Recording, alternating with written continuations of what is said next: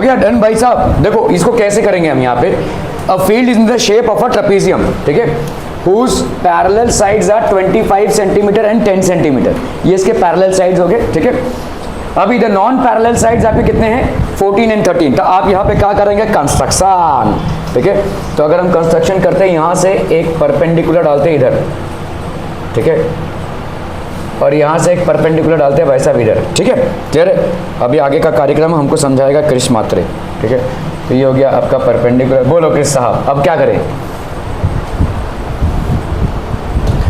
देखो ये क्या बन रहा है, this is what, this is a rectangle, क्योंकि भाई साहब ऑपोजिट साइड्स पैरेलल और इक्वल हैं, ठीक है, और ये आपके दो परपेंडिकुलर्स हो गए, तो ये ऑब्वियसली एक रेक्टेंगल हो गया।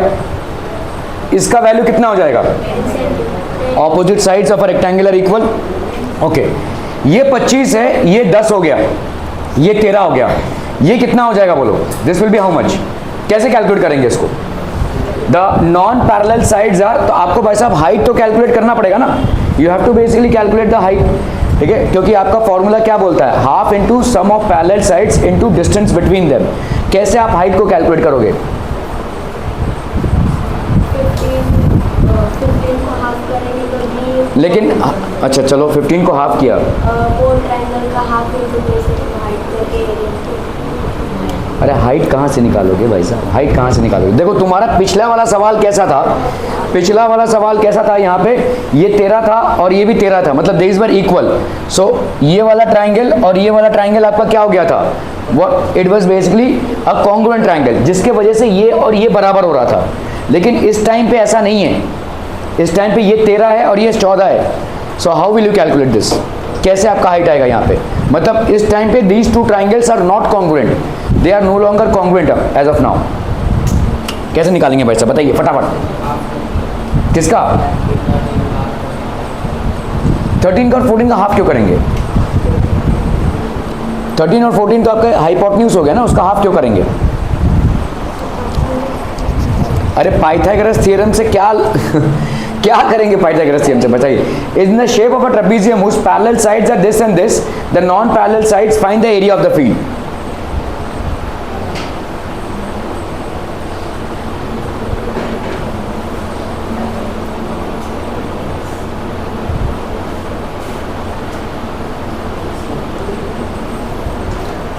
एक मिनट भाई साहब, ये आएगा क्या, ये वहाँ पे किधर गया ये,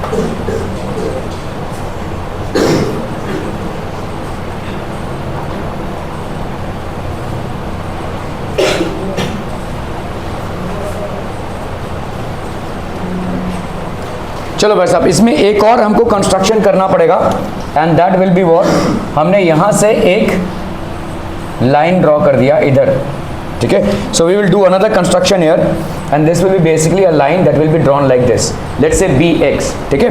तो हमने यहाँ पे क्या किया है, कंस्ट्रक्शन दो चीज़ें हैं यहाँ पे, कंस्ट्रक्शन एक हमने किया है लेट्स से BY, ये हो गया BY और ये हो गया आपका BX, ठीक है। Construction draw BX parallel to AD, ठीक है, BX parallel to AD and draw BY parallel to, तो आपने यहाँ पे क्या किया भाई साहब, draw BX which is parallel to AD, ठीक है, and draw BY which is perpendicular to DC, ठीक है। बी वाई को ड्रॉ किया हमने इसके परपेंडिकुलर, और बी एक्स को हमने ड्रॉ किया क्या भाई साहब, पैरेलल टू एडी। क्या ये समझ में आ रहा है? तो अभी आप देखो यहाँ पे इन क्वाड्रिलैटरल कौन सा भाई साहब, A B X D, A B X D, तो आपका भाई साहब A B is parallel to D X Y. Trapezium के ऑपोजिट साइड्स हैं भाई साहब ये, ठीक है, ठीक है, parallel sides of trapezium, parallel sides of trapezium. और यहाँ पे हमारा क्या है भाई साहब, ए बी एक्स आपका क्या है, पैरेलल टू एडी है बाई कंस्ट्रक्शन, ठीक है, ये बाई कंस्ट्रक्शन है। तो हम यहाँ पे क्या बोल सकते हैं, therefore quadrilateral A B X D is a parallelogram, है कि नहीं? Why if opposite sides of a quadrilateral are parallel, then it's a parallelogram. If opposite sides of a quadrilateral are parallel, then it's a parallelogram. Clear है? और अगर ये parallelogram होता है तो हम यहाँ पे क्या बोल सकते हैं, AD will be equal to BX, है कि नहीं? ऐसा बोल सकते हैं। देखो हम क्या बोल रहे हैं, वो नींद आ रही है बहुत जोर से। ABXD आपने क्या प्रूव कर दिया भाई साहब, एक पैरेललोग्राम है। This is basically a parallelogram. और अगर पैरेललोग्राम होता है तो ऑपोजिट साइड्स आपके इक्वल होते हैं, तो AD will be equal to BX, why opposite sides of a parallelogram are equal, ठीक है। तो देयरफॉर AD की वैल्यू किसके बराबर हो जाएगी भाई साहब, BX के बराबर हो जाएगी। AD will be equal to BX, तो इसका मतलब इसका वैल्यू कितना हो जाएगा, this will be, how much are people are, this will be 13, this will be 13। यहाँ पे ये हो गया 14, ये हो गया 13, ठीक है। और बोलो भाई साहब, अभी हम यहाँ पे XC की वैल्यू निकाल सकते हैं? अरे बोलो ना भाई साहब, कैसे निकालेंगे यहाँ पे, ठीक है। देखो देखो इसमें देखो, ये 10 सेंटीमीटर है, तो DX कितना हो जाएगा भाई साहब, AB will be equal to again DX, है कि नहीं? Opposite sides of a parallelogram, देखो AB और DX बराबर हो जाएगा। DX की वैल्यू कितनी हो गई, therefore DX is equal to how much, 10 centimetre. DX की वैल्यू भी कितनी हो गई भाई साहब, 10 सेंटीमीटर, 10 सेंटीमीटर, ठीक है। क्लियर है, क्लियर है, क्लियर है पिछला, ओके। तो आपका भाई साहब यहाँ पे कितना हो जाएगा बोलो, दिस विल बी 13, और ये हो गया भाई साहब 25 माइनस DX का वैल्यू कितना हो गया 10, तो ये कितना हो जाएगा बोलो 15, ठीक है। दिस विल बी XC, तो आपका भाई साहब DX plus XC, DX plus XC कितना है 25, DX की वैल्यू कितनी है 10 centimetre, plus XC is equal to 25 centimetre, तो XC की वैल्यू कितनी हो गई 25 minus 10, that is 15 centimetre. XC की वैल्यू कितनी हो गई 15 सेंटीमीटर, क्लियर है, ओके। XC की वैल्यू हो गई 15 सेंटीमीटर। मुझे बताओ अभी हम BY की वैल्यू फाइंड आउट कर सकते हैं, या यहाँ पे BY की वैल्यू कितनी हो जाएगी, कौन बता सकता है भाई साहब, कैसे फाइंड करेंगे?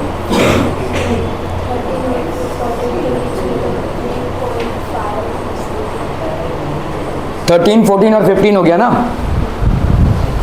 क्या इस ट्रायंगल के एरिया को हम फाइंड आउट कर सकते हैं? और S into S minus A into S minus B into S minus C से कर सकते हैं। कीजिए इसको जरा फटाफट।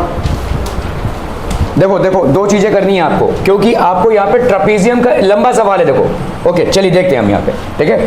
तो इन ट्राइंगल बी एक्स सी, ध्यान देना यहाँ पे बी एक्स की वैल्यू कितनी आ गई, बी एक्स की वैल्यू हो गई भाई साहब 13 सेंटीमीटर, ठीक है। बी सी की वैल्यू आपको दी हुई है कितनी 14 सेंटीमीटर, और एक्स सी की वैल्यू कितनी है भाई साहब आपकी 15 सेंटीमीटर।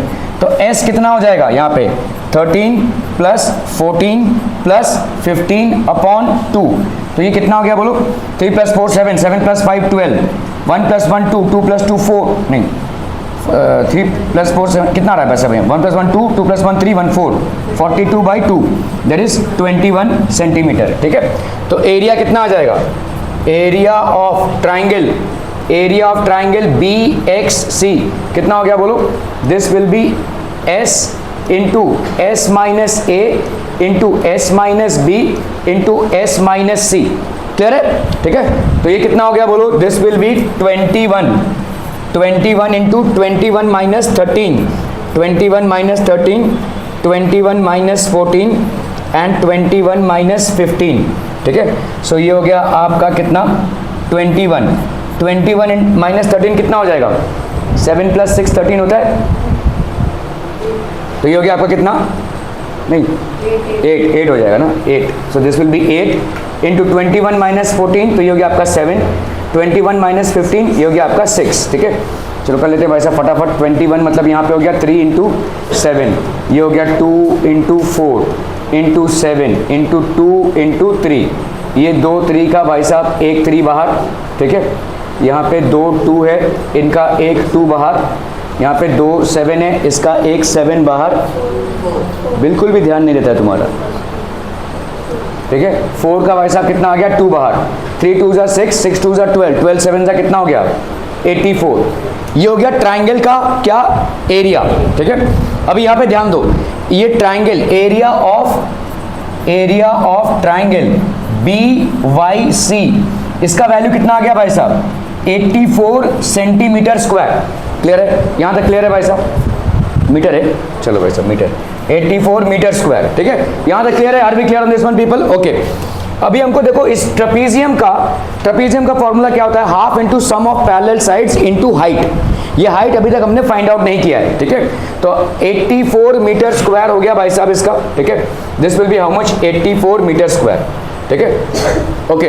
तो अब बताओ मुझे यहाँ पे area of triangle BYC is equal to 84 metre square. अभी एरिया ऑफ ट्राइंगल BYC को हम क्या लिख सकते हैं, half into base into height is equal to 84 metre square.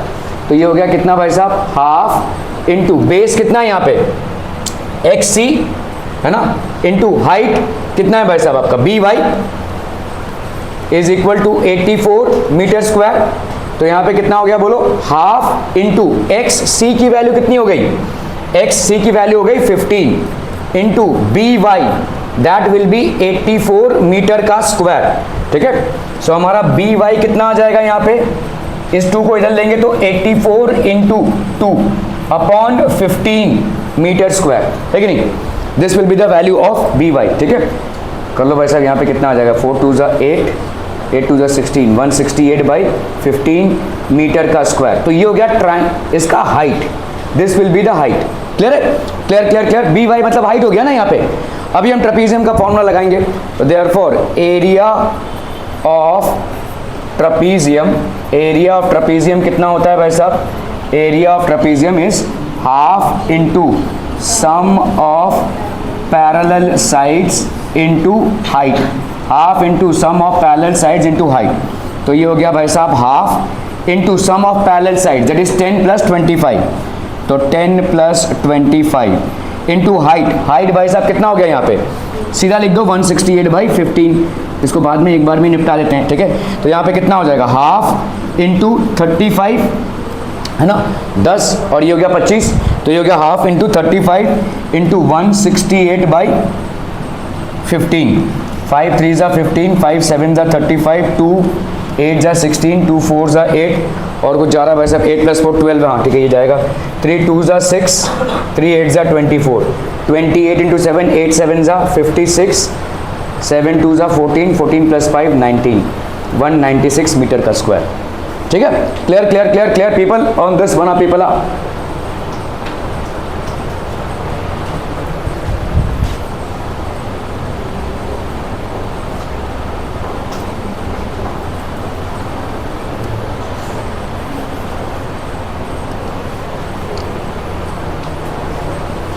ठीक है। सो यहाँ पे अगर आप देखोगे इसको हम अगर करती है तो ये हो गया हाफ इंटू 35 196 मीटर का square. Clear clear clear people, ठीक है। Let's go back here if you want to. तो आपका भाई साहब यहाँ पे हमने क्या निकाला, देखो एरिया ऑफ ट्राइंगल BEC, हमने यहाँ पे पैरेललोग्राम ड्रॉ किया 13, तो ये हो गया आपका ऑब्वियसली 15, ठीक है। Let's say we will go back here. अच्छा सवाल है पीपल, इस तरीके के सवाल आ गए तो आप तो वैसा हो जाएगा। ओके सो यहाँ पे हम सेमी पेरीमीटर निकाल लिया हमने 21, ठीक है। इसके बाद हमने 21 माइनस 13, 21 माइनस 15 किया, so this will be how much uh people uh, ठीक है, सो दिस विल बी 84, 168/15 को वैसा ही रखा हमने, ठीक है, इंटू 11.2, तो आपका कितना 196 मीटर स्क्वायर, ठीक है।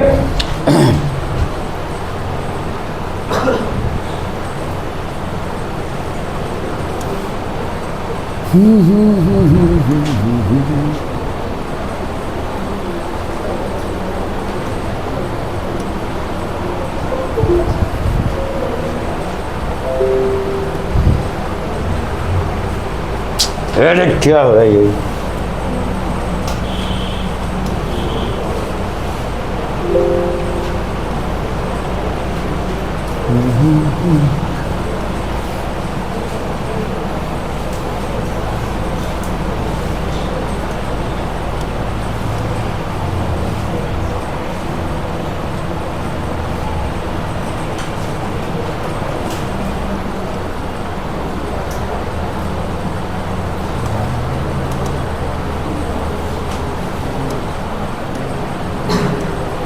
तुम लोग को हेरोन्स फॉर्मूला है इस बार? नहीं। तुम्हारे मैथ्स में क्या क्या बाकी है? हाँ, जो है वो हो गया यहाँ पे। मैथ्स में तुम्हारा कुछ बाकी है यहाँ पे होने के लिए, और साइंस में इश्यूज बाकी है ना। चलो, ए ट्रायंगल एंड अ पैरेललोग्राम, एक ट्रायंगल में और पैरेललोग्राम में same base and the same area. If the sides of the triangle are this and the parallelogram stands on the base of 28, find the height of the parallelogram. तो भाई साहब area of a parallelogram क्या होता है?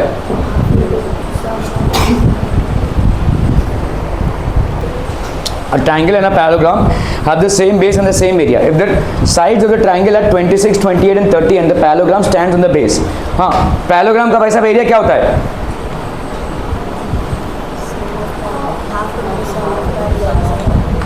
Sum of, नहीं, parallel side से दोनों भी है ना।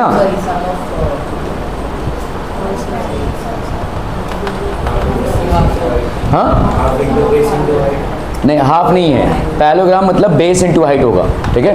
पैरेललोग्राम मतलब बेस इंटू हाइट हो जाएगा, half into base into height नहीं होगा, ठीक है। सो आपका देखो इस तरीके का स्ट्रक्चर बन रहा है। ये आपका ट्राइंगल बन गया और ये आपका बन गया पैरेललोग्राम। और triangle and parallelogram have the same base, ठीक है। दोनों भी भाई साहब कितने के हैं भाई साहब? हैव द सेम बेस, दोनों का बेस सेम है, एंड द सेम एरिया, और दोनों का एरिया भी सेम है, ठीक है। If the side of the triangle दिया हुआ है आपको भाई साहब 28, 26 और ये हो गया 30, ठीक है। और पैरेललोग्राम का भाई साहब एक साइड तो कम से कम कंफर्म है, वो है 28 का, ठीक है। ओके, सो अभी आपको भाई साहब यहाँ पे कैलकुलेट करना है। सो find the height of the parallelogram. Since we have the lengths of the three sides of the triangle, let us find the area using the Heron's formula. तो इस ट्राइंगल का हम हेरॉन्स फॉर्मूला निकाल कर भाई साहब क्या निकाल सकते हैं? एरिया, है ना। तो फटाफट भाई साहब एस को हम फाइंड करते हैं for triangle. A is equal to B is equal to C, S is equal to A plus B plus C by 2, ठीक है। तो यहाँ पे 26 plus 28 plus 30 by 2 that will be 84/2, तो ये कितना हो गया आपका 42, ठीक है। This will be basically 42। ये हो गया आपका semi perimeter by Heron's formula. ये क्या हो रहा है? एरिया ऑफ द ट्राइंगल बन रहा है 42 माइनस 26, 42 माइनस 30, 42 ये हो गया 16 इंटू 14 इंटू 12, सो ये हो गया 2 इंटू 3 इंटू 7 इंटू, ये सारे भाई साहब आपके एरियाज हो गए, ठीक है। ऑल दीज, सो डबल 2 3 का 3 बाहर, 7 का 7 बाहर, 4 का 4 बाहर और 2 का 2 बाहर। So area of the triangle कितना हो गया आपका? 336 सेंटीमीटर का square. This is basically what the area of the triangle. अभी क्या बोला जा रहा है कि area of the triangle is basically equal to the area of the parallelogram. This has been given to you. A triangle and a parallelogram have the same base and the same area. तो base तो आपने देख लिया भाई साहब 28 centimetre है, ठीक है। Okay, now area of a parallelogram और area of a triangle is equal to area of parallelogram. Area of parallelogram कितना है भाई साहब? 336। What is the formula to find the area of a parallelogram?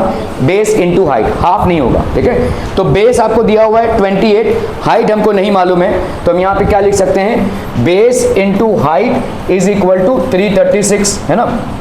Base की value कितनी है यहाँ पे? 28 into height is equal to 336। तो हाइट की वैल्यू कितनी हो जाएगी भाई साहब? 336 बाई 28 और 4 7 ज़ा 28, 4 8 ज़ा 32, 4 4 ज़ा 16, 7 12 ज़ा तो हाइट की वैल्यू कितनी हो गई भाई साहब 12 सेंटीमीटर, ठीक है। This will B 28 into height की वैल्यू हो गई भाई साहब आपकी कितनी 12 सेंटीमीटर, ठीक है।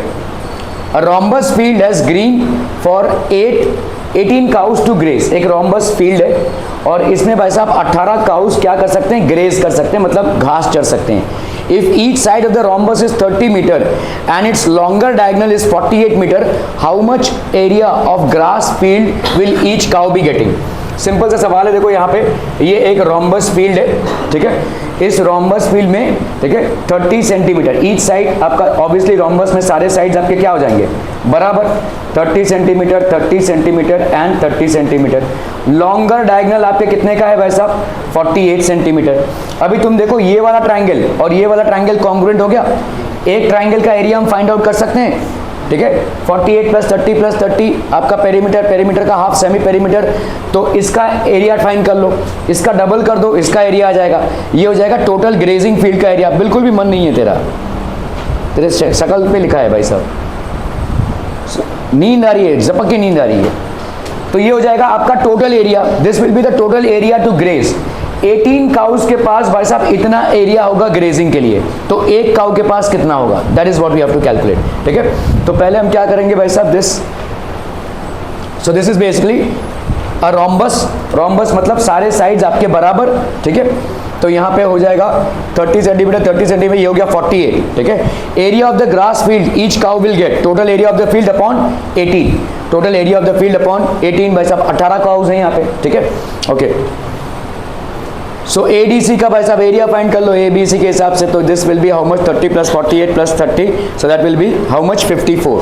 तो बाय हेरॉन्स फॉर्मूला यहाँ पे आप लगाते जाइए 54 माइनस 30, 54 माइनस 48, 54 माइनस 30, तो ये हो गया आपका 54, ये हो गया आपका 24, ये हो गया 6, ये हो गया 24, 3 इंटू 3 इंटू 6, 6 इंटू 24 इंटू 24, 24 का 24, एक 24 बाहर, 2 का 3 का एक बाहर और 6 का एक 6 बाहर, ठीक है। So this will be 432 metre square. ये एक का हो गया, देखो एडीसी का मतलब टोटल फील्ड का कितना हो जाएगा 2 इंटू 432, है ना। दिस विल बी बेसिकली, क्योंकि सेम मेजरमेंट्स हैं, total area of the field will be 2 into 432, that will be how much, that will be 864।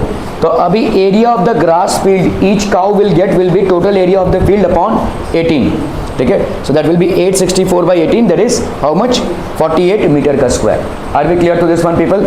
Okay. चलो भाई साहब, find the area of a quadrilateral ABCD whose sides are 9 meter, 40 meter, 28 meter and 15 meter respectively and the angle between the first two sides is a right angle। तो पहले दो sides में एक right angle है, ठीक है। इसको आपको फाइंड आउट करना है। कैसे फाइंड आउट करेंगे भाई साहब, यहाँ पे तो हम इसको जोड़ देंगे, लॉजिक बता रहा हूँ यहाँ पे। तो यहाँ पे 9 और 40 है, इसका वैल्यू फाइंड आउट कर सकते हैं पाइथागोरस थ्योरम से। अगर इसकी वैल्यू फाइंड हो गई, इस ट्राइंगल का एरिया कैसे फाइंड आउट करेंगे, half into base into height, और इस ट्राइंगल का फाइंड आउट करेंगे हेरॉन्स फार्मूला से, क्योंकि तीनों साइड्स आपके आ गए हैं, ठीक है। You have basically been able to calculate the 3 sides, ठीक है। So let ABC be the given quadrilateral, ठीक है। तो आपका भाई साहब एंगल ABC कितना हो गया 90 डिग्री का। Area of triangle ABC will be half into base into height, so AB into BC that will be 9 into 40, this is going to be 180 metre square. और यहाँ पे इसका हाइट कितना आ जाएगा भाई साहब, this will B AC square. हम पाइथागोरस थ्योरम से क्या निकाल रहे हैं, AC की वैल्यू निकाल रहे हैं। तो 81 प्लस 1600, तो AC की वैल्यू कितनी आ गई भाई साहब 41 मीटर्स, ठीक है। अभी इन ट्राइंगल ACD ये हो गया आपका 41 मीटर्स, तो ये आपके सेमी पेरीमीटर के हिसाब से कितना हो जाएगा 41 plus 28 plus 15, that will be how much, half into 84, so this will be 42 metres, ठीक है। अभी हमारे साथ एरिया ऑफ द ट्राइंगल लगा देंगे इसमें हेरॉन्स फार्मूला से, तो 42 into this, so that will be 42 into 1 into 14 into 27, तो 42 को हम क्या लिख सकते हैं 14 इंटू 3, यहाँ पे 14 लिखा और 27, सो दिस विल बी 14, ये हो गया 3 और इसका एक 3 बाहर, so this will be 126 metre square. अभी भाई साहब इन दोनों को हम ऐड कर देंगे, इसका 126 आया, इसका 180 आया, all we are going to do is basically add, so this will be 180 plus 126 that is 306। So area of the quadrilateral ABCD will be how much 306 metre square. Clear?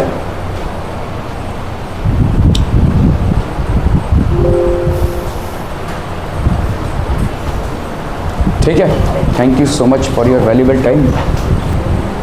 Okay, people, we are going to start with the new chapter of money. पैसा पैसा पैसा, ठीक है. So money is what we are going to start with. Man एक intellectual animal है. मैं intellectual animal मतलब एक बुद्धिशील प्राणी है, ठीक है. Obviously he has intellect. अभी हमारी ये भी क्या हुई है? Okay. The invention of money is one of the important and fundamental inventions out of our various inventions in the world.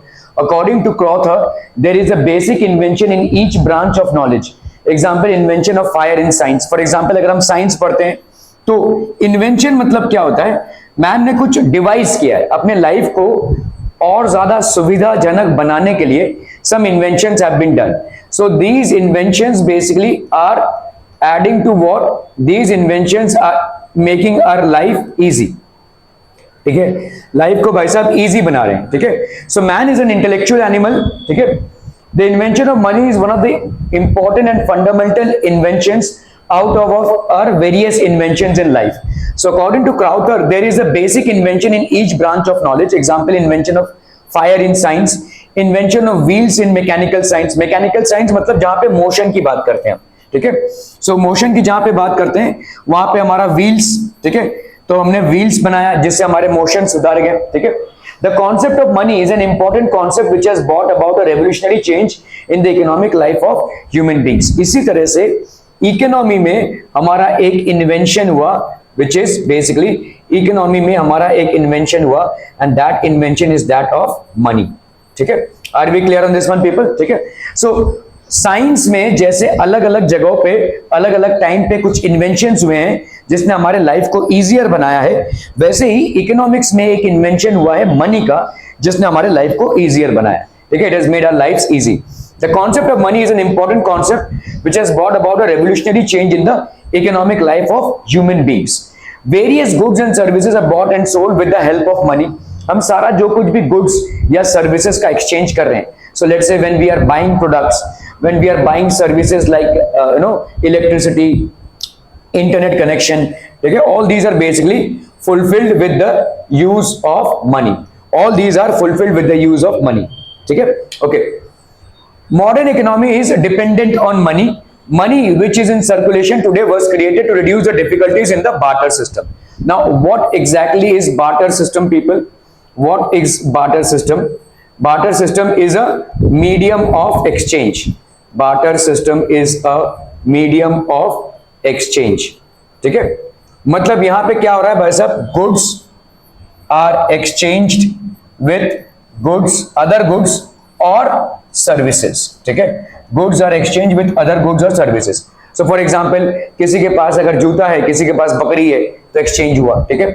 अगर समझ लो भाई साहब कभी कभी फार्मर्स के पास कुछ भी नहीं रहता है, तो वो अगर किसी लैंडलॉर्ड के पास आते हैं कि हमें वैसा एक बोरी गेहूं चाहिए, ठीक है. सो लेट्स से व्हीट इज रिक्वायर्ड, तो इसके पास बदले में देने को कुछ नहीं है, तो उसका जो लैंडलॉर्ड होगा वो बोलेगा ठीक है मेरे खेतों में तुम काम करो, I will give you basically एक गोनी अनाज में आपको दे दूंगा. So goods are exchange with goods और अदर सर्विसेज, ठीक है. तो ये क्या हो गया? The farmer has to offer his services.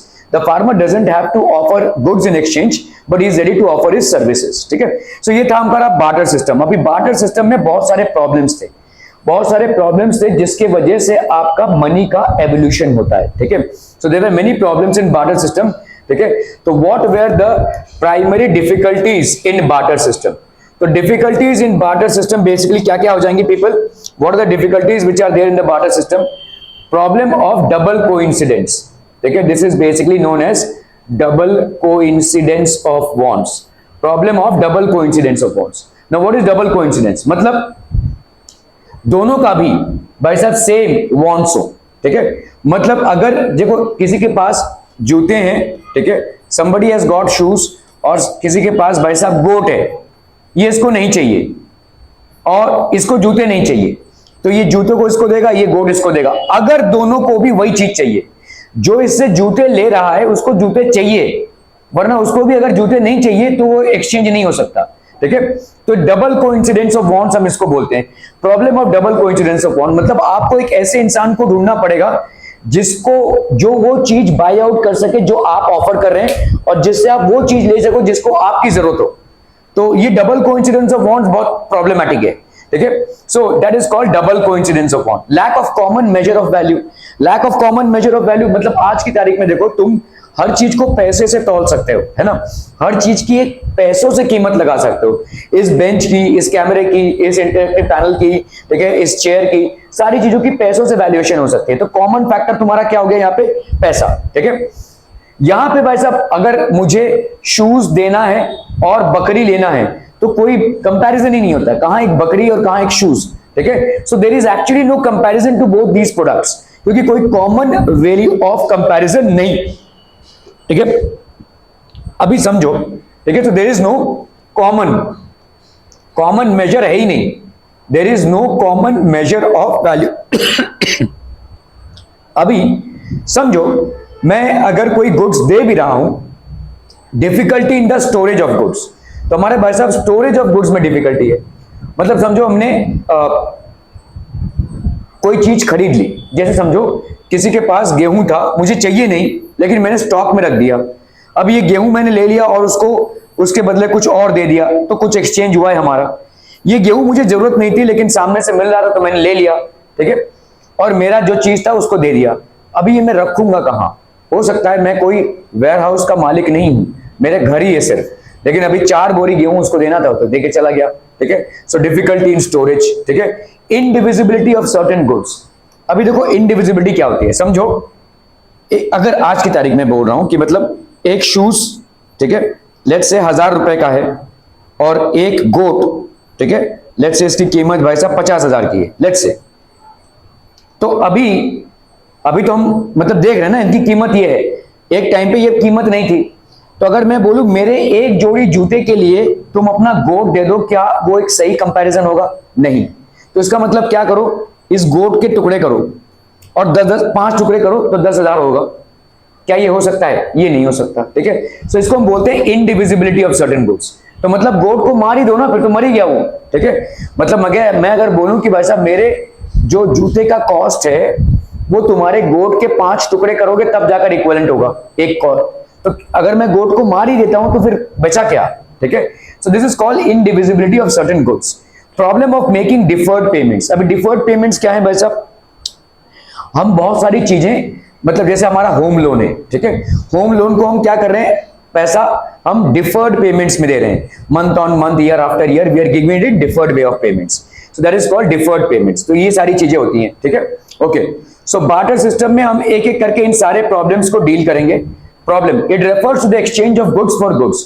तो exchange of goods for goods और exchange of goods for services, that is what barter system is all about. Now difficulties in the barter system. पहला क्या है भाई साहब आपका? Problem of double coincidence of wants. तो double coincidence of wants मतलब क्या हो जाएगा? Lack of double coincidence of wants, ठीक है। So this will be lack of double coincidence of wants was one of the major limitations of barter system. For instance, a person A has cloth and he wants rice in exchange, and person B has rice but he does not want cloth in exchange. Okay, in this case exchange between A and B would not take place as their wants do not coincide with each other. ठीक है, तो इनके wants भाई साहब coincide नहीं हो रहे, the wants do not coincide with each other. The wants do not coincide with each other. The wants do not coincide with each other. ठीक है, मतलब यहां पे भाई साहब इसको जो बेचना है अगले वाले को वो चाहिए तभी हो सकता है, और अगले वाले के पास भी ऐसा कुछ बेचने लायक हो जो इसको चाहिए। इसको बोलते हैं डबल कोइंसिडेंस ऑफ वांट्स, ठीक है। तो अगर ये नहीं होगा तो डील नहीं बन पाएगी, ठीक है, okay. So lack of double coincidence of wants, for instance a person has cloth and he wants rice in exchange and a person B has rice but he does not want cloth in exchange. In this case exchange between A and B would not take place as their wants do not coincide with each other. इनके wants भाई साहब एक दूसरे के साथ coincide नहीं कर रहे, ठीक है, okay. Lack of common measure of value. While exchanging goods for goods there was no standard unit of account to determine the value of a commodity. आज की तारीख में भाई साहब तुम easily value of a commodity को in terms of money determine कर सकते हो, उस टाइम पे ऐसा कुछ था ही नहीं, ठीक है। कैसे डिटरमिन करोगे, ठीक है, एक गोनी गेहूं है उसका तुम किस तरह से वैल्यूएशन करोगे, कितने गोट्स के बराबर होगा, ठीक है। सो ये हम नहीं कर सकते। Example, it was difficult to compare 2 litres of milk with 2 kilograms of rice. तो 2 लीटर मिल्क को 2 किलोग्राम ऑफ राइस के साथ आप कैसे कंपेयर करोगे, ठीक है। Difficulties in storage of goods, it is necessary to store goods for future consumption, sometimes due to perishable nature of certain goods it was difficult to store them for future. For example, किसी ने बोला कि भाई साहब मेरे पास 10 kilo fish है, 10 kilo fish है, ठीक है, और किसी ने बोला भाई साहब मेरे पास लेट्स से 1 और या 10 किलो राइस है। तो दोनों में डील हो गई भाई साहब, दोनों में डील हो गई, ठीक है। अभी ये पर्सन ए है और ये पर्सन बी है, ठीक है। पर्सन बी क्या लेकर गया घर पे, 10 किलो का फिश। पर्सन ए क्या लेकर गया, 10 किलो का राइस। 10 किलो का राइस तो वो स्टोर कर सकता है भाई साहब, राइस तो आप घर पे स्टोर करते ही हैं, ठीक है। लेकिन 10 किलो के फिश को उसको कंज्यूम करना पड़ेगा, 1-2 दिन ही टाइम है उसके पास। उस टाइम पे तो फ्रिज भी नहीं हुआ करता था। तो 10 किलो के फिश को अगर उसे कंज्यूम करना है तो स्टोरेज नहीं कर सकता उसको, और स्टोरेज नहीं कर सकता तो उसको भाई साहब 1 दिन में खत्म करना है, ठीक है। ओके, सो पेरिशेबल कमोडिटीज, पेरिशेबल मतलब जो स्टोर नहीं किए जा सकते हैं, जैसे मिल्क हो गया, एग्स हो गया, फिश हो गया, वेजिटेबल्स हो गया। आज की तारीख में फ्रिज है आपके पास, तो इन सब चीजों को कुछ हद तक आप स्टोर कर सकते हैं या इनका कंजम्पशन या शेल्फ लाइफ बढ़ा सकते हैं। उस टाइम पे ऐसा नहीं होता था, ठीक है। Difficulties were also experience due to lack of space required to store and heavy and bulky goods. तो हेवी एंड बल्की गुड्स जैसे भाई साहब 10 किलो राइस भी स्टोर करना हो तो काफी सारा स्पेस लगेगा। So these were basically problems related to storage. Indivisibility of certain goods. In barter system, it was inconvenient to divide animals, house, etc. into small parts. So it was difficult to fix proportion of one commodity in exchange for another commodity. Example, individual A has a sack of wheat and he wants a goat in exchange. ठीक है, तो individual B has a goat and he wants only half a sack of wheat. ठीक है, तो जैसे समझ लो भाई साहब ए के पास भाई साहब 1 गोनी चावल है, ठीक है, और बी के पास 1 गोट है, ठीक है। बी को चावल तो चाहिए लेकिन पूरा नहीं, आधा चाहिए। तो अभी बी को चावल चाहिए, ये राइस है, आधा ही चाहिए। तो क्या ए भी इसका आधा गोट ही लेगा? नहीं लेगा भाई साहब, ठीक है। He will take the entire goat, ठीक है। तो आधा गोट ले लिया तो मतलब मर गया ना वो गोट, ठीक है। Okay, so individual B has a goat and he wants only half a sack of wheat. In this situation, exchange between the two commodities is impossible because due to indivisible nature of goat. Goat is an animal and it has an indivisible nature. इसको आप as a good divide नहीं कर सकते, ठीक है, as a good divide नहीं कर सकते. For it is being a livestock. ये एक livestock है. Livestock है मतलब live है, ये जिंदा जानवर है. इसको अगर आधा करने जाओगे तो जिंदा नहीं रहेगा, ठीक है. Problem of making.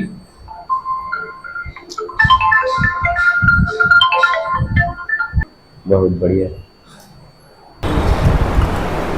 Draw a rhombus KLMN such that its side is 4 centimeter and angle K is equal to 75.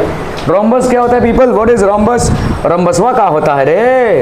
Rhombus क्या होता है? Rhombus has basically got equal sides, है ना?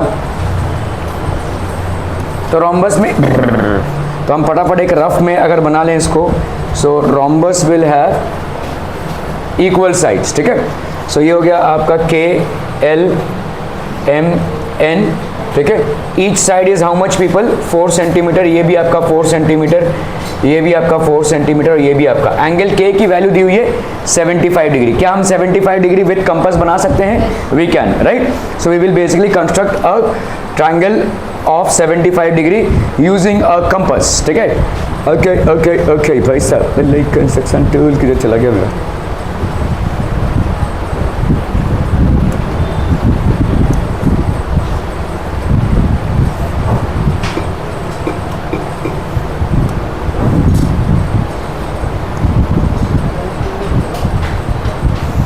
कितने का सेंटीमीटर का था भाई साहब? ये 4 सेंटीमीटर ना. चलो भाई साहब यहाँ पे 4 सेंटीमीटर का एक लाइन ड्रॉ कर लिया, या तो आप लाइन में एक आर्क ड्रॉ कर लिए 4 सेंटीमीटर का, ठीक है. ओके, अभी हम यहाँ पे क्या करेंगे? 75 डिग्री का. तो यहाँ पे हम भाई साहब इसको ले लेते हैं.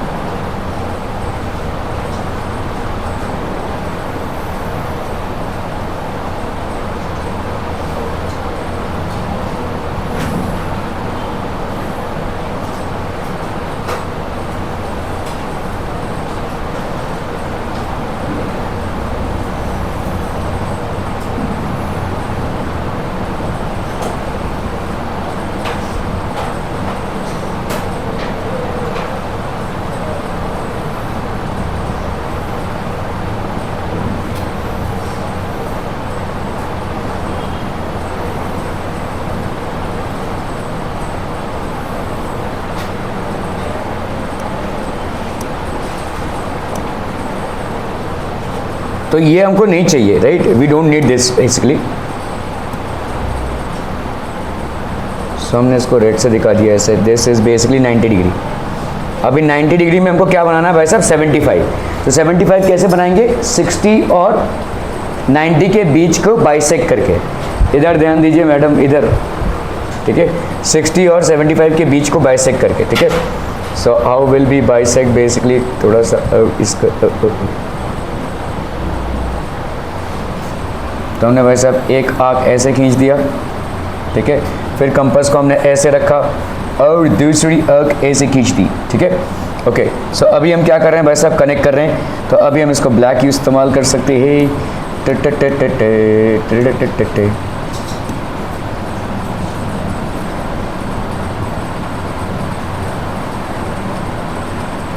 ये हो गया 75 डिग्री, ठीक है, दिस इज बेसिकली 75 डिग्री। अभी हम क्या करेंगे, 4 सेंटीमीटर का एक आर्क लेंगे। So we will basically put our compass somewhere here.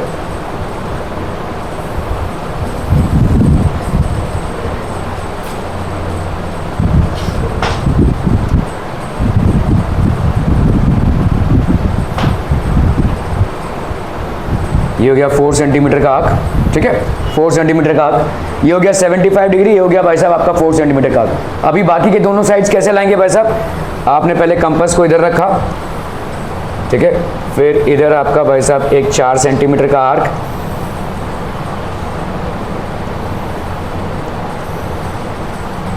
यहाँ पे एक 4 सेंटीमीटर का आर्क, ठीक है, और इसको हम कर देंगे भाई साहब ज्वाइन, इसको और इसको हमने ज्वाइन कर दिया, मिल गया हमारा अपना रोम्बस, ठीक है। So this will be basically the rhombus, this is going to be the रोम्बसवा पीपल। तो इसको हम कर लेते हैं फटाफट से कॉपी पेस्ट, और ये हो जाती है आपकी। सो दिस इज बेसिकली के, ठीक है, एल एम एन, ये एंगल हो गया आपका 75 डिग्रीज का, ये हो गया 4 सेंटीमीटर, ये हो गया 4 सेंटीमीटर, ठीक है, ये वाला आपका 4 सेंटीमीटर, ये वाला भी हो गया आपका 4 सेंटीमीटर, और ये वाला भी हो गया आपका 4 centimetre. Clear on people, hmm are we clear on this one people? बहुत बढ़िया भाई साहब, बहुत बढ़िया, ठीक है। If the diagonal of a rectangle, ये एक कंस्ट्रक्शन का सवाल नहीं है, लेकिन आपके जनरल एक नॉलेज का सवाल है, ठीक है। Diagonal of a rectangle is 26 centimetre and one side is 24 centimetre, find the other side. तो फटाफट से भाई साहब हम क्या लेते हैं, एक रेक्टेंगल ले लेते हैं, ठीक है, ये हो गया एक रेक्टेंगल, ठीक है। Okay, so let's say this is basically A B C और ये हो गया डी, ठीक है। अभी इसका एक डायगोनल कितना दिया हुआ है आपका, एक डायगोनल आपका दिया हुआ है भाई साहब कितना, 26 सेंटीमीटर, ठीक है। So let's say we will take this as 26 centimetre and one of the sides is 24। तो लेट्स से आपका भाई साहब एक साइड है आपका 24 सेंटीमीटर, ठीक है, ये आपका 24 सेंटीमीटर है। आपको दूसरे साइड का वैल्यू फाइंड आउट करना है। रेक्टेंगल में सारे एंगल्स क्या होते हैं भाई साहब, 90 डिग्रीज के, ठीक है। तो हम यहाँ पे क्या बोल सकते हैं, therefore in rectangle A B C D, angle C की वैल्यू कितनी हो जाएगी, 90 degree. So therefore triangle B C D is a right angled triangle, triangle B C D is a right angle triangle, ठीक है।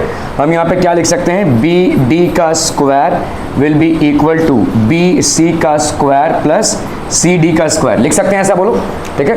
How, by Pythagoras theorem भाई साहब। अच्छा, ये A B C D is right angle triangle क्यों होगा, what will be the reason, the reason is all angles of a rectangle, all angles of a rectangle are of 90 degrees, ठीक है, all angles of a rectangle are of 90 degrees. Are we clear to this one people? समझ हम? Okay, तो BD का square कितना हो गया भाई साहब, 26 का स्क्वायर, BC का स्क्वायर 24 का स्क्वायर प्लस CD का स्क्वायर, ऐसा लिख सकते हैं।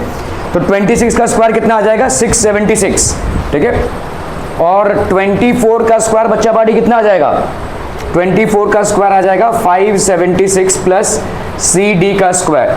तो यहाँ पे हो गया भाई साहब 676 minus 576 is equal to C D का square, that is 100 is equal to C D का square.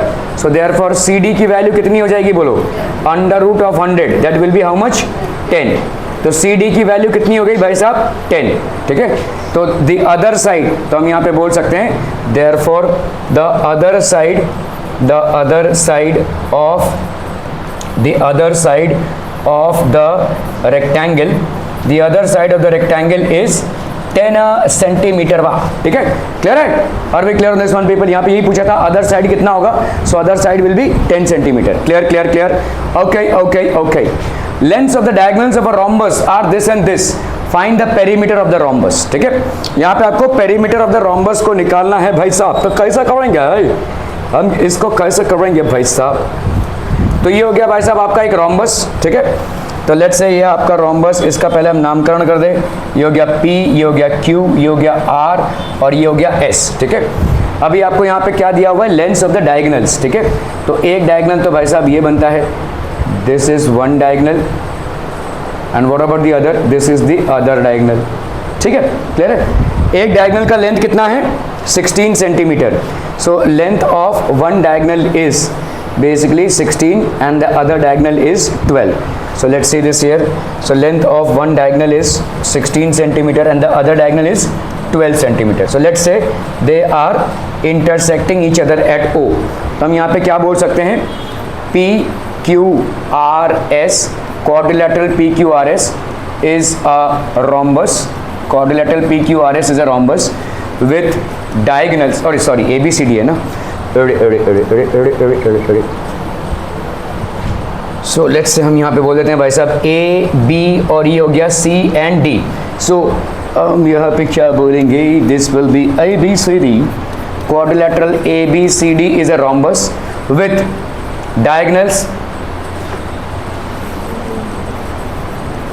Diagonals A C and B D intersecting at O. ठीक है, तो AC एंड BD क्या हो रहे हैं भाई साहब, इंटरसेक्टिंग एट O.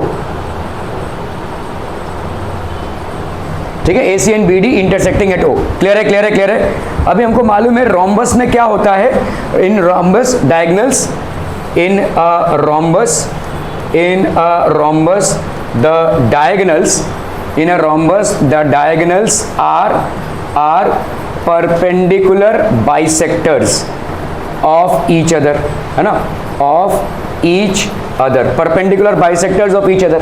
ठीक है, तो मुझे बताइए AC की वैल्यू कितनी है, 16 सेंटीमीटर है, तो AO की वैल्यू कितनी हो जाएगी, therefore AO की वैल्यू 8 सेंटीमीटर हो जाएगी.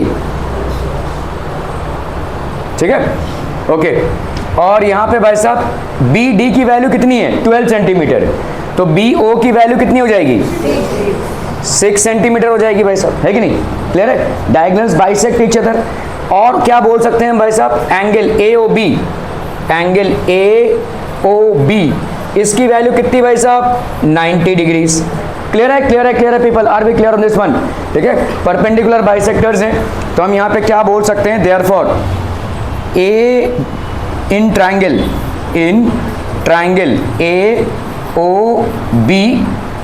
AOB, ये आपका राइट एंगल ट्रायंगल है, ये आपका राइट एंगल ट्रायंगल है भाई साहब.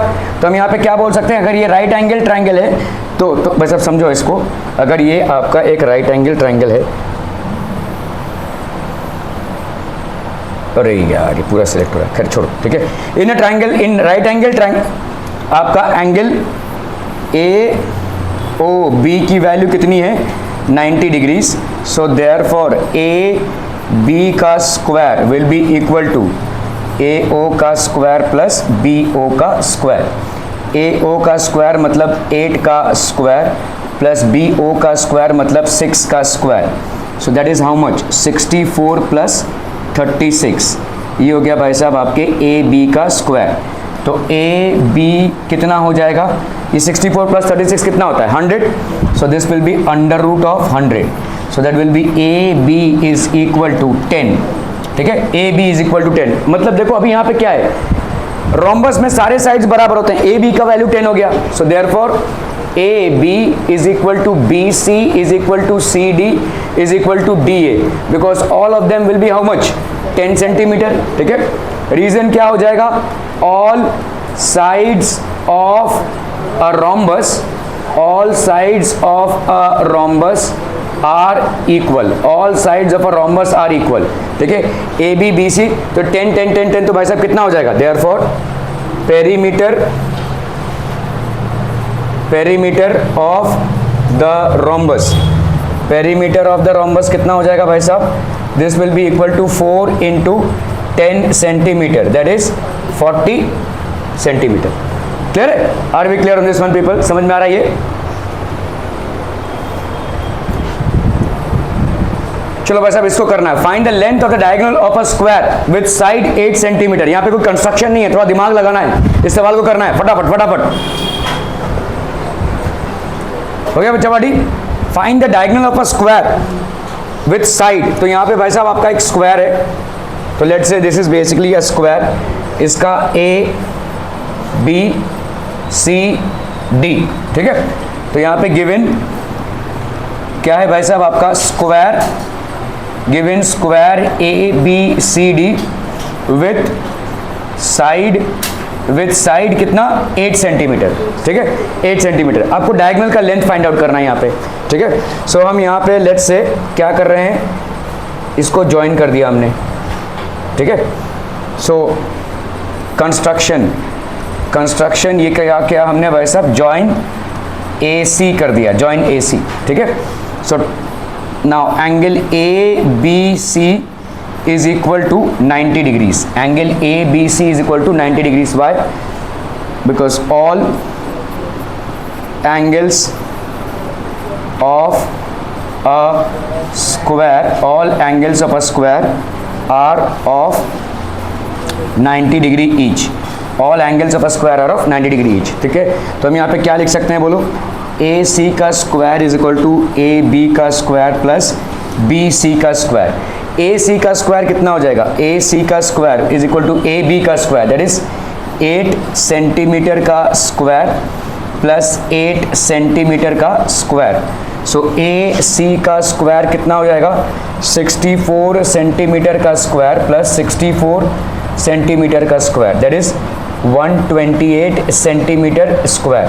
तो ए सी स्क्वायर की वैल्यू कितनी हो गई, 128 सेंटीमीटर का स्क्वायर. ठीक है, so this can be written as A C का square is equal to 2 into 64 centimetre का square. So therefore A C की वैल्यू कितनी हो गई भाई साहब, √2 इंटू 64 सेंटीमीटर का square. So that will be how much, 8 √2 centimetre. Clear है, सो ये ए सी मतलब डायगोनल लेंथ कितना हो गया आपका, 8 √2 centimetre. Find the length, therefore A C, और ए सी भाई साहब किसके बराबर होता है, बी सी के बराबर होगा. क्यों, क्योंकि diagonals of a square are equal in length. ठीक है, आर इक्वल इन लेंथ. ठीक है, so therefore both diagonals are of 8 √2 centimetre each. ठीक है, both diagonals are of 8 √2 centimetre each. क्या ये समझ में आ रहा है बच्चा पार्टी, इज दिस क्लियर. ठीक है, यहाँ पे डायगोनल का लेंथ निकालना था आपको. Okay, measure of one angle of a rhombus is 50 degree. Find the measures of the remaining angles. देखो आप बोलोगे भाई साहब हम तो कंस्ट्रक्शन कर रहे थे, ये क्या चल रहा है. तो कंस्ट्रक्शन अगर आप इफेक्टिवली करना चाहते हो तो आपको भाई साहब क्वाड्रिलैटरल्स का आइडिया होना चाहिए. You should have a proper idea about quadrilaterals. तो यहाँ पे हम क्वाड्रिलैटरल्स की बात कर रहे हैं, तो क्वाड्रिलैटरल्स की प्रॉपर्टी हमारी क्लियर होनी चाहिए. रेक्टेंगल में क्या प्रॉपर्टीज हैं, रोम्बस में क्या प्रॉपर्टीज हैं. So here we are trying to जज बिटवीन बोथ दीज थिंग्स. ठीक है, measure of the angle of a rhombus. तो आप भाई साहब यहाँ पे रोम्बस ले लो. So let's say we have a rhombus here. ठीक है, ये आपका एक रोम्बस हो गया, A B C D. Measure of an angle of a rhombus. So let's say rhombus का मेजर कितना, ये 50 डिग्रीज है. ठीक है, find the measure of the remaining 3 angles. ठीक है, तो angle A plus angle C is equal to कितना हो जाएगा, एंगल ए और एंगल सी क्या हो जाएगा, बराबर. एंगल ए और एंगल सी बराबर हो जाएगा। Why? Because opposite angles of a rhombus, हम बोल सकते हैं are equal, opposite angles of a rhombus are equal, है कि नहीं? तो एंगल सी की वैल्यू कितनी हो जाएगी बोलो? 50 डिग्री। ठीक है, तो एंगल सी की वैल्यू हो गई भाई साहब 50 डिग्री। ठीक है, हम इसको भाई साहब जो जो फाइंड करें, let's say we are writing it in blue. ठीक है, ये हो गया भाई साहब आपका 50 डिग्री। ठीक है, क्लियर? ओके, अभी हमको और क्या मालूम है? What else to be know? Angle A plus angle B, इसकी वैल्यू कितनी होगी? 180। ये वाला एंगल और ये वाला एंगल, प्रॉपर्टी क्या लगा रहे हैं हम? adjacent angles of a rhombus or of a parallelogram are supplementary। adjacent angles मतलब जो एक के बाद एक एंगल्स होते हैं। ये वाला एंगल adjacent एंगल, ये B और C आपका adjacent एंगल, C और D आपका adjacent एंगल, और A और D आपका adjacent angle. So all these are basically adjacent angles। You add any pair of adjacent angles, you are always going to get 180 degrees। ठीक है, तो angle A plus angle B is equal to 180 degree. Reason क्या लिखेंगे आप? adjacent angles of a rhombus, adjacent angles of a rhombus are supplementary। adjacent angles of a rhombus are supplementary। ठीक है, clear है? तो angle A plus angle B की value कितनी हो गई? 180 डिग्री। तो यहां पे एंगल A की जगह पे हमने लिखा 50 डिग्री प्लस एंगल B लिखा हमने यहां पे angle B। This is equal to how much people? This is equal to 180 degrees. Clear है, क्लियर है, क्लियर है पीपल? ओके, तो एंगल B की वैल्यू कितनी हो जाएगी? 180 degrees minus 50 degrees, that's going to give you how much? 130 degrees. Angle B की value बच्चा बाड़ी कितनी हो गई? 130 डिग्रीज। एंगल B की वैल्यू हो गई 130 डिग्रीज। अभी हम फिर आते हैं भाई साहब, इन दोनों एंगल्स को देख लो, ये दोनों एंगल्स क्या हो जाएंगे? इक्वल हो जाएंगे। ऑपोजिट एंगल्स आर इक्वल, तो हम यहाँ पे एंगल D को क्या बोल सकते हैं? Is equal to angle B। Reason क्या हो जाएगा? Opposite angles of a rhombus, opposite angles of a rhombus are equal. तो एंगल D की वैल्यू कितनी हो गई? एंगल D की वैल्यू 130 डिग्रीज। एंगल D की वैल्यू हो गई 130 डिग्रीज। ठीक है, क्लियर है? A B C D ये सारे वैल्यूज आगे भाई साहब दिए जाते हैं 4 एंगल्स। तो आपके रिमेनिंग 3 एंगल्स क्या हो जाएंगे? एक का हो गया वैल्यू भाई साहब 50 डिग्री और बाकी दो का 130 एंड 130। ठीक है, 130 and 130 degrees. These are the remaining angles. Are we clear on this one, people? Okay, okay, okay. Construct a parallelogram such that length of BC is equal to 7 centimeter. ठीक है, angle ABC is equal to 40 degrees and length of AB is equal to 3 centimeter। ठीक है, तो फटाफट से हम भाई साहब एक रफ फिगर बना लेते हैं यहाँ पे, किसका? एक पैरेललोग्राम का। ठीक है, तो यहाँ पे क्या दिया हुआ है? ABCD। ठीक है, अब यहाँ पे देखो, हमेशा मैं आपको बोलता हूं कि कभी भी जो भी साइड आप पिक करते हैं, जो आप बेस बनाएंगे उस साइड को पिक कीजिएगा। तो यहाँ पे भाई साहब BC दिया हुआ है, देखो, तो हम इसको BC ले लेते हैं और एंगल B भी दिया हुआ है, तो ये हो गया ABCD, ऐसा बना सकते हैं हम। ठीक है, तो यहाँ पे BC की वैल्यू कितनी दी हुई है आपको? 7 centimetre. Measure of angle ABC ये कितना दिया हुआ है आपको? 40 डिग्रीज। ठीक है, एंड AB की वैल्यू कितनी दी हुई है भाई साहब? 3 सेंटीमीटर। क्लियर है, क्लियर है? अगर ये 3 सेंटीमीटर है तो CD कितना हो जाएगा भाई साहब? ये भी 3 सेंटीमीटर हो जाएगा। क्यों? Opposite sides of a parallelogram are equal. ये अगर 7 सेंटीमीटर तो ये कितना हो जाएगा? ये भी भाई साहब 7 सेंटीमीटर हो जाएगा। मतलब अगर BC की वैल्यू 7 सेंटीमीटर है, बट ऑब्वियसली बात है कि AD भी आपका 7 सेंटीमीटर हो जाएगा। Why? Because opposite sides of a parallelogram are equal. Are we clear to this one people? समझ में आ रहा है ये? बहुत बढ़िया भाई साहब। ठीक है, तो हम जाते हैं अभी कहां? घर नहीं भाई साहब, इधर जाएंगे। ठीक है, ओके, तो आप क्या है भाई साहब? क्या कितना था भाई साहब नीचे का? 7 सेंटीमीटर। बहुत बढ़िया, एवरीबॉडी इज पेइंग अटेंशन यार, बहुत अच्छा बैच है ये। तो चलो भाई साहब, यहाँ पे 7 सेंटीमीटर का हमने क्या ड्रॉ कर दिया? लाइन ड्रॉ कर दिया। ठीक है, अभी हमको यहाँ पे क्या ड्रॉ करना है? How much is the angle? 40 degrees. 40 degrees आप बना नहीं सकते। ठीक है, तो आपको बड़े खुश हो जाते हो जब प्रोटेक्टर यूज करना रहता है ना, बात ही खत्म भाई साहब, कोई झमेला ही नहीं। ओके, चलिए यहाँ पे 40 डिग्रीज मतलब ये। ठीक है, दिस विल बी बेसिकली, कहां गया भाई?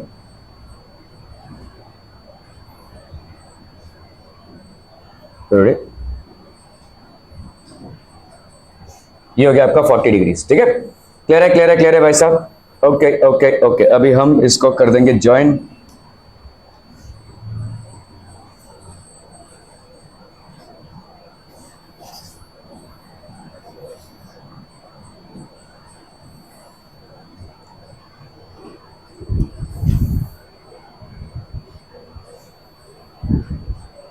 ये हो गया 40 डिग्रीज का एंगल, ठीक है। ये हो गया भाई साहब आपका 40 degrees. Clear clear clear. Okay, ये वाला कितना था भाई साहब 7, और दूसरा वाला साइड कितना था 3, ठीक है 3। चलो भाई साहब 3 का ले लेते हैं हम लेंथ, ठीक है। 40 डिग्रीज का तो एंगल हमने ड्रॉ कर दिया, अभी हम भाई साहब यहाँ पे ले लेंगे लेंथ, ठीक है। सो इधर हो गया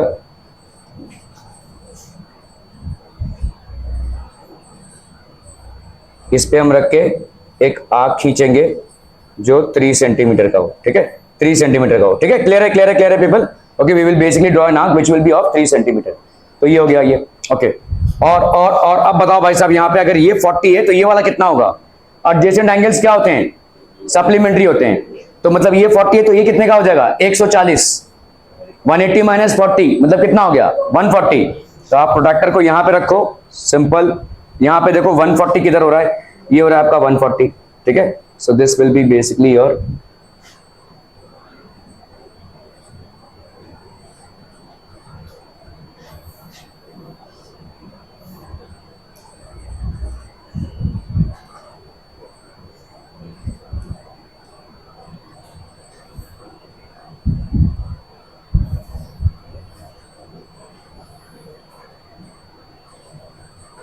दिस इज 140, ठीक है। क्लियर है, ये हो गया भाई साहब आपका 140। ओके, अभी यहां से भी क्या करेंगे आप, देखो मैंने उसका कंपास को वैसे ही रखा हुआ है, मेरे को मालूम था यहाँ पे एक आपको लाइन ड्रॉ करना पड़ेगा। तो ये आपने वही 4 सेंटीमीटर कितना 3 सेंटीमीटर ना 3 सेंटीमीटर का आर्क ड्रॉ कर दिया, ठीक है। अभी आप क्या करोगे भाई साहब, इन दोनों को ज्वाइन कर दो। So what you do is basically join these two, आपको मिल गया भाई साहब, ठीक है। So this will be your parallelogram, ये हो गया भाई साहब आपका पैरेललोग्राम, ठीक है। Clear clear clear people. So this will be your parallelogram. अभी आप नेमिंग कर दो यहाँ पे, ठीक है। So this will be your side A, this will be B, this will be C and this will be D, ठीक है। So what you got to do is you got to basically, ये हो गया आप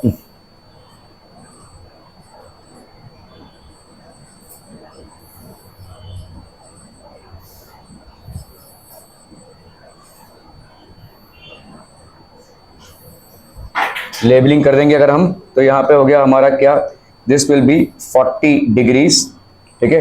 ये वाला हो गया हमारा 7 सेंटीमीटर, ये हो गया 3 सेंटीमीटर, ये हो गया 3 सेंटीमीटर, और ये हो गया आपका 7 सेंटीमीटर। ये वाला एंगल आपने कितने का बनाया है 140 डिग्रीज का बनाया है, ठीक है। This will be your required parallelogram ABCD। Are we clear. देखो हमने यहाँ पे क्या किया है, बी और सी को अगर हम ऐड करेंगे, ठीक है, तो यहाँ पे कॉन्सेप्ट क्या है भाई साहब, अगर एंगल बी और एंगल सी को हम ऐड करते हैं तो you get 180 degree. Why adjacent angles of a parallelogram are supplementary. Adjacent angles of a parallelogram are supplementary. Are we clear to this one people? समझम ओके। चलिए भाई साहब आगे बढ़ते हैं। Ratio of consecutive angles of a quadrilateral are 1 2 3 4. Find the measure of each angle, ठीक है। तो भाई साहब आप देखो यहाँ पे क्वाड्रिलेटरल है, क्वाड्रिलेटरल के सारे एंगल्स को अगर आप ऐड करेंगे तो क्या वैल्यू आएगी। If you add all the angles of a quadrilateral what will you get, the total sum as 360 degrees, ठीक है। Sum of 4 angles of a quadrilateral. तो हम यहाँ पे क्या मानेंगे, लेट वन एंगल बी, ये हो गया x, ठीक है। सो अदर एंगल कितना हो जाएगा, other angle is 2x, other angle कितना हो जाएगा is 3x and other angle is 4x, ठीक है। ओके, अभी हम क्या करेंगे भाई साहब, इनको ऐड करेंगे। तो यहां पे हो गया भाई साहब आपका x plus 2x plus 3x plus 4x is equal to 360 degrees, ठीक है 360 degrees. 3x plus 3x 6x plus 4x कितना हो गया 10x। तो 10x का कितना वैल्यू हो गया भाई साहब 360। सो देयरफॉर x की वैल्यू कितनी हो गई 360 degrees by 10, that gives you how much 36 degrees. Clear है। यहां पे आप रीजन क्या लिखेंगे, sum of all angles, sum of all angles of a quadrilateral is equal to 360 degrees.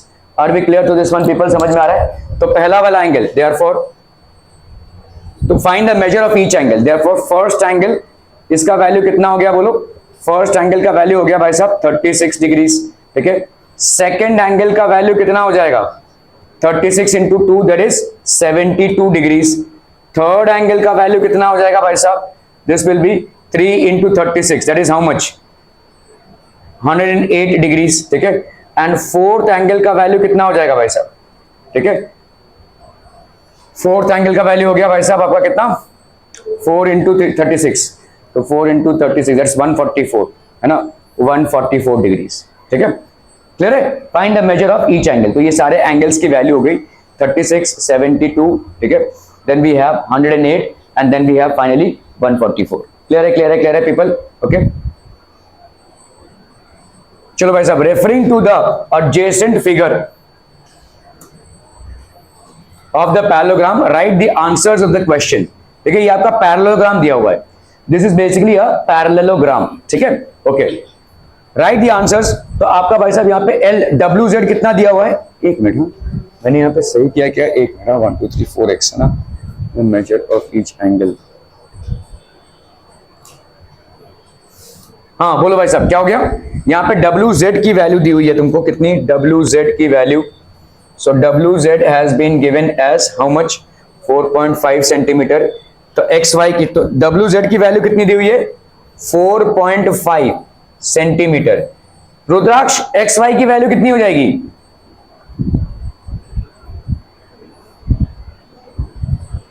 एकदम लल्लू पंजू सवाल पूछा है मैंने, आप बताइए सेम क्यों, तो in parallelogram the opposite sides are equal, एकदम फालतू सवाल पूछा है मैंने। तो ये एक्स वाई आपका कितना हो जाएगा, 4.5 सेंटीमीटर, ठीक है। सो यहां पे हम क्या लिख सकते हैं, length of X Y will be equal to length of W Z.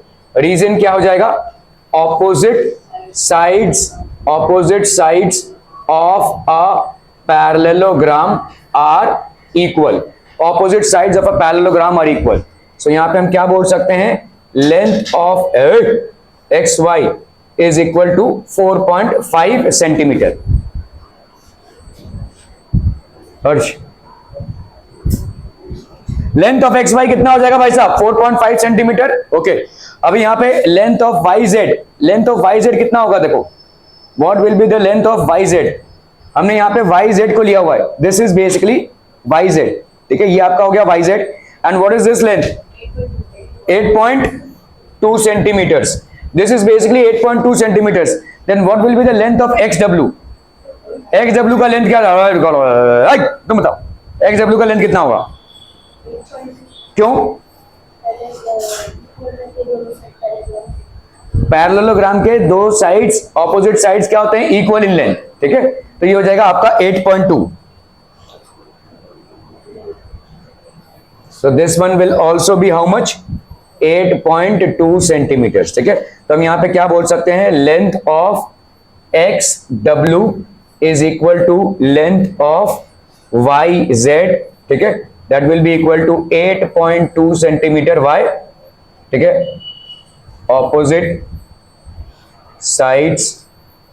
Sides of a parallelogram are equal in length, opposite sides of a parallelogram are equal in length, ठीक है। तो OX की वैल्यू,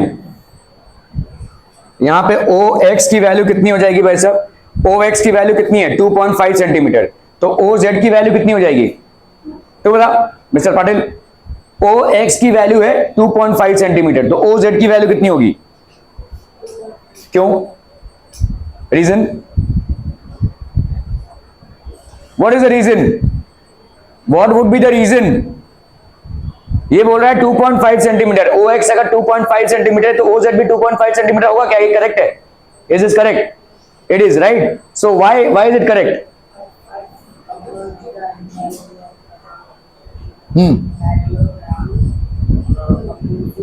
नहीं, opposite angles की कोई बात नहीं है, आप एंगल्स का कोई बात नहीं है।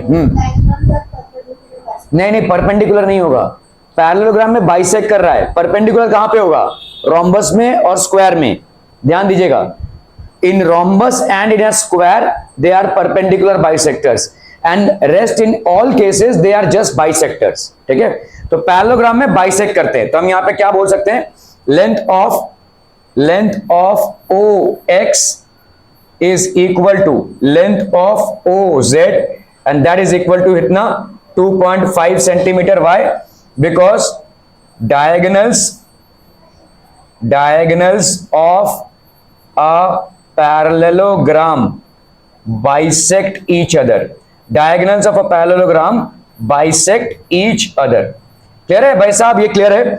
Length of OX will be equal to length of OZ because diagonals of a parallelogram, तो लेंथ ऑफ OZ आपका कितना हो गया? 2.5। मतलब देखो ये एक दूसरे को ना मतलब डिवाइड कर रहे हैं इक्वली, ये इसको डिवाइड करेगा और ये इसको बाइसेक्ट करेगा। ठीक है, तो आपका ये वाला सवाल हो चुका है, ये वाला और ये वाला। अभी लेंथ ऑफ WO आपको दिया हुआ है 3.3 सेंटीमीटर। ठीक है, यहां पे क्या दिया हुआ है? Length of WO that is how much? 3.3 centimetre. So length of WY क्या हो जाएगा? नहीं, मुझे मालूम था तू हड़बड़ी में रहेगा। हाँ, अरे 3.3 का डबल कर लो, कितना हो जाएगा? 6.6, है ना? ध्यान दो इस चीजों को। तो लेंथ ऑफ, अभी देखो यहाँ पे लेंथ ऑफ WO कितना है? 3.3। तो हम यहाँ पे क्या बोल सकते हैं? Therefore length of OY will be equal to length of WO. Why? Again, diagonals of a parallelogram bisect each other. Diagonals of a parallelogram bisect each other. ठीक है, diagonals of a parallelogram bisect each other. तो length of OY, length of WO कितना हो गया भाई साहब? 3.3। Length of OY कितना हो जाएगा?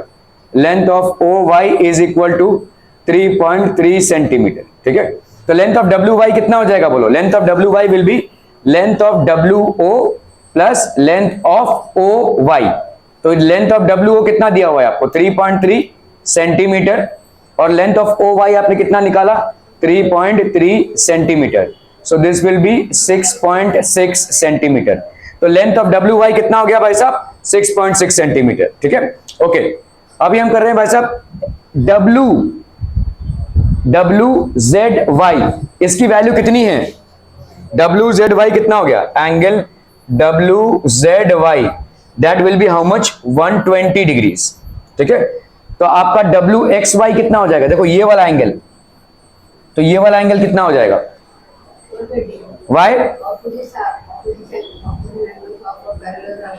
Opposite angles of a parallelogram are equal. तो WZY की वैल्यू 120, तो WXY, तो this will be equal to WXY। Reason यहां पे क्या हो जाएगा? बोलो। Opposite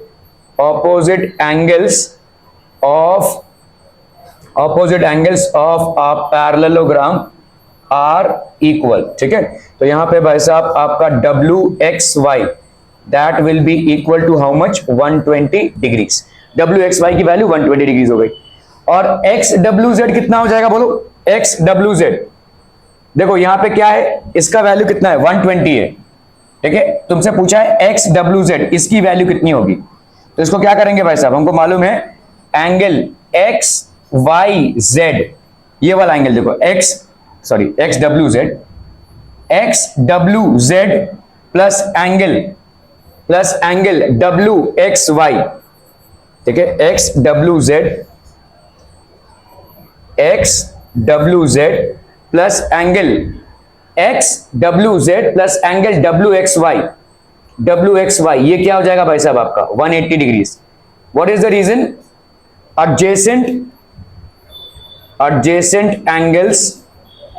adjacent angles of a parallelogram are supplementary. Adjacent angles of a parallelogram are supplementary. ठीक है, क्लियर है।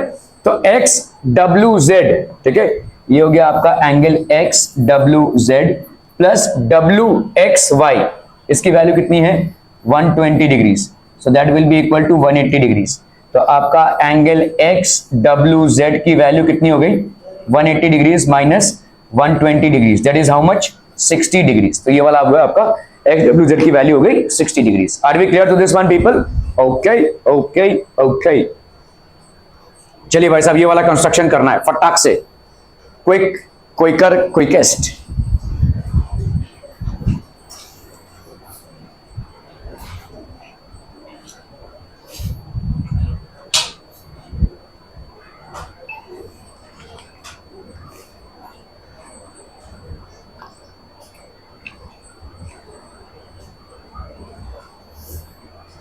हो गया, डन डन डन। पहले क्या करेंगे हम, रफ फिगर ड्रॉ करेंगे, right, we will basically draw rough figure. तो B A R C, construct B A R C. तो आप यहां पे कुछ बोला नहीं है आपको, सिर्फ एक क्वाड्रिलेटरल बताया है, ठीक है। सो लेट्स से ये आपका बी, सो लेट्स से हो गया आपका ये B A R C. So construct a quadrilateral B A R C such that B A is equal to B C. तो बी ए और बी सी बराबर है, ठीक है, बी ए और बी सी बराबर है, दोनों भी कितने हैं 4.2 सेंटीमीटर, ये वाला भी कितना है आपका 4.2 centimetre. Length of A C, length of A C दिया हुआ है भाई साहब, length of A C, so this length is how much, length of A C is 6 centimetre, ये वाला हो गया भाई साहब आपका 6 centimetre. Length of A R दिया हुआ है कितना आपका 5.6 सेंटीमीटर और सी आर दिया हुआ है कितना 5.6 सेंटीमीटर। तो इसको आपको ड्रॉ करना है बेसिकली। तो हमको यहाँ पे भाई साहब जितने भी दिए हुए हैं उसमें से अगर हमको ड्रॉ करना है, how would be draw it people? तो यहाँ पे हो गया भाई साहब 4.2, 4.2, 5.6, 5.6 और ये हो गया आपका 6, क्लियर है। चलिए इसको ट्राई कीजिए जरा फटाफट।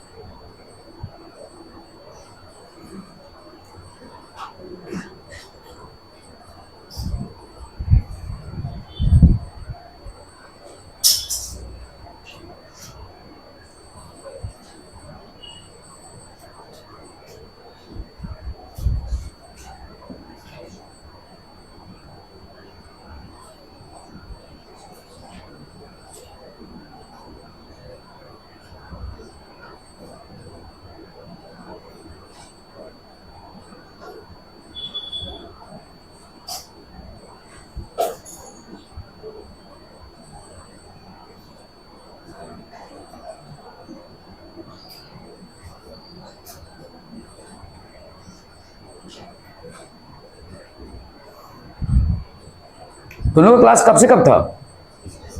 7 ही था कि 7:30 था?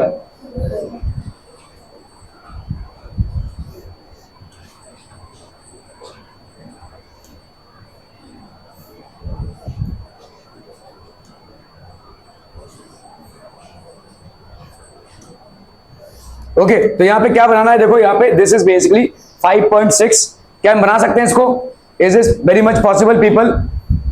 अरे बोलो ना भाई साहब, 5.6 से जहां बनाएंगे यहाँ पे 6.0 और यहाँ पे 5.6, ठीक है, और उधर 4.2 का एक और इधर 4.2 का एक और, ठीक है।